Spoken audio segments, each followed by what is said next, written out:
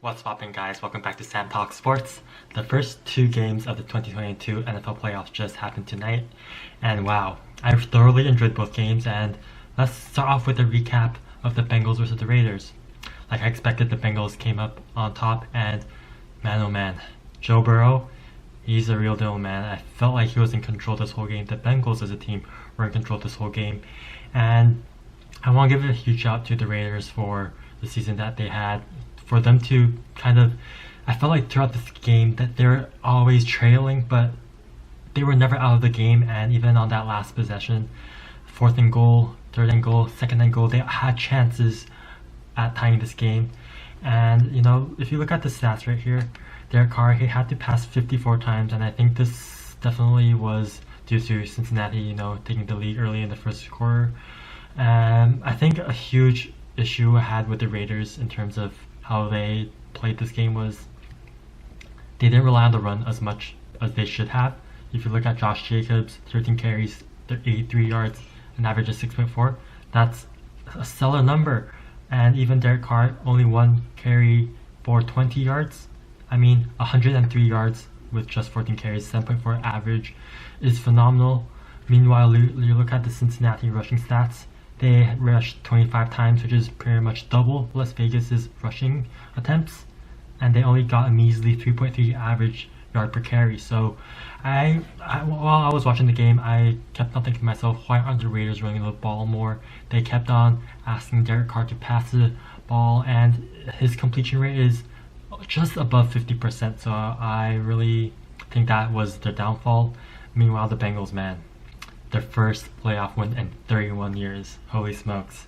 I can't even imagine being a Cincinnati Bengals fan and having to endure that many playoff losses. I feel like it's worse when your team is always really good, real solid throughout the years. They make the playoffs, but they always lose, I just can't imagine losing that many playoff games in a row in all of these years. But huge congrats to the Bengals. After 31 years, they won their first playoff game. And man, the future of the Cincinnati Bengals is so promising. Joe Burrow, like I mentioned, he's an elite quarterback. He's proven that this year. Just his second year, his sophomore year, and he's already putting up these quality stats, consistent stats. While I was watching the game, I felt like he was very in control in the pocket. Just 2 sacks. And Jamar Chase. Give huge shout out to the Bengals front office for drafting Jamar Chase, because I feel like he has been the key component that has allowed this team's offense to continue to improve throughout the year. And this game, you can see he has been a huge weapon throughout all of the season, and this game was nothing more, nothing less. You kind of expect Jamar Chase to put up these numbers. And overall, I think this was a very great start to the NFL playoffs. A huge shout to Logan Wilson. He was all over the place in this game. And surprisingly, I feel like the Raiders and the Bengals, I would say that the Raiders, their future is definitely bright. Derek Carr, I feel like he's going to be a very consistent quarterback in the sense that he'll always help this team compete. But whether he's going to be able to take them over the hump in the playoffs, that remains a question. Meanwhile, since the Bengals moved on, let's dive a little bit deeper into what the Bengals will be facing next. Let's take a look at some stats first. I'm a stats guru. I love these numbers. So, as you can see, the first downs, quite even.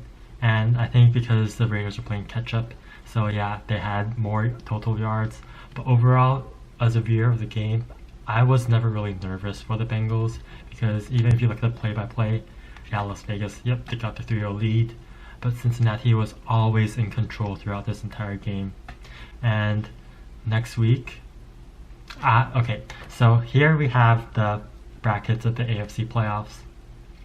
And because they received the seeding after the wild card round, Tennessee is first, and we know that Buffalo, which I'm going to talk about in the next video, crazy game. Buffalo is the 3rd seed, Cincinnati is the 4th seed, and so pretty much all we need to know on the divisional playoff matchups would be the results of Kansas City and Pittsburgh. I believe that Kansas City has this in the bag. I'll have a more depth breakdown in an upcoming video, but if that happens, then that means Tennessee will face Cincinnati, and then the Kansas City Chiefs will face the Buffalo Bills. And I gotta be honest with you, if Tennessee is facing Cincinnati, I'm predicting a huge upset by the Bengals. And here's the thing, yeah, I know Tennessee is the first seed, but Derrick Henry, King Henry, he has been injured for like the past 5-6 weeks. I know he's returning, but I feel like there's going to be a level of rust to his game, and the Titans will kind of have to reaccommodate him back into their offensive system. And honestly, Tannehill has kind of disappointed me this year. If you look at his season stats, that TD to int ratio is not that great, and we also have to consider the game against Houston. Yeah, 4 touchdowns, 0 interceptions in the last game of the season. So realistically, if you ignore the Houston game, which wasn't a great team this year, overall Tannehill, his season stats, his touchdown to interception ratio was 17-14, which really isn't that great, and I have my doubts on whether he's going to be able to pull the Titans into the next round of playoffs. Yeah, I think the bye really helped them recover this week, but on the flip side, man, can't say enough good things about Joe Burrow. See, the same thing with Ryan Tannehill. Basically, Joe Burrow has 13 additional touchdowns this season and 900 more yards, and this game, the first round, the wild card round of playoffs, Joe Burrow showed out. And so if the Kansas City Chiefs win tomorrow, which I believe they will, in the matchup between Tennessee and the Bengals, I got the Bengals in an upset at Nissan Stadium. So, Bengals, man, bright future. I think they're going to be in the playoffs for many years to come.